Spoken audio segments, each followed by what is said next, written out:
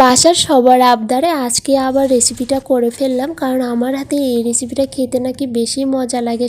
সবাই তো অনেক মজা করে খায় মাছ মাংস রেখে। আর কয়েকদিন আগে ফেসবুকে পোস্ট দেওয়াতে অনেকেই আমার কাছে এই রেসিপিটা চেয়েছে, তাদের জন্য স্পেশালি আজকে এই রেসিপিটা দেওয়া।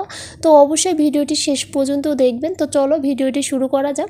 আজকে আমি রান্না করব কি দেখেই তো বুঝতে পারতেছেন আমি কি রান্না করতে যাচ্ছি। যার জন্য আমি কচুর লতিগুলো ভালোভাবে কেটে নিয়ে ধুয়ে নিয়েছি।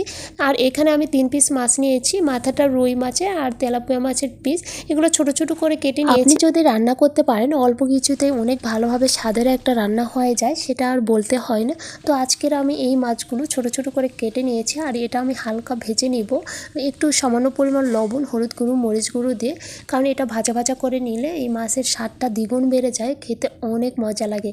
তো আমার এই পর্যায়ে মাছগুলো কিন্তু ভাজা হয়ে গিয়েছে। তারপর আমি মাছগুলো উঠাই নেব। তারপরে ভাজা মাছগুলো আমি উঠাই নিলাম। এখন একটা কড়াই আমি চুলায় উঠাই দিলাম, পেঁয়াজ কুচি কাঁচামরিচ কুচি দিয়ে দিলাম। আর এই পেঁয়াজ কুচি কাঁচামরিচগুলো আমি হালকা লাল লাল করে ভেজে নিব। তারপর আমি এখানে বেশটা গোটা জিরে দিয়েছি। এই গোটা জিরে দিলে তরকারির স্বাদটা খুবই মজা হয়। আর এই জিরেগুলো আমি একটু হালকা লাল লাল করে ভেজে নিব।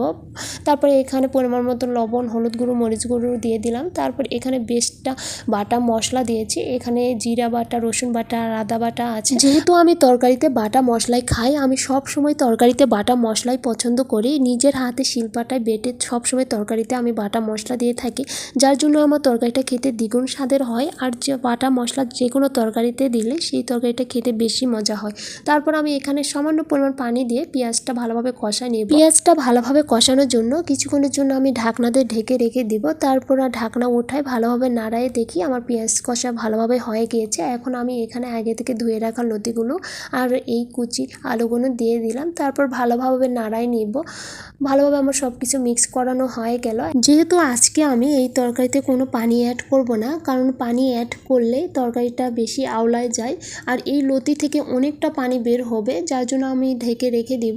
তো ঢাকনা খোলার কিছুক্ষণ পর দেখি আমার লতিগুলো সেদ্ধ হয়ে গিয়েছে আর আলুগুলোও সেদ্ধ হয়ে আসছে।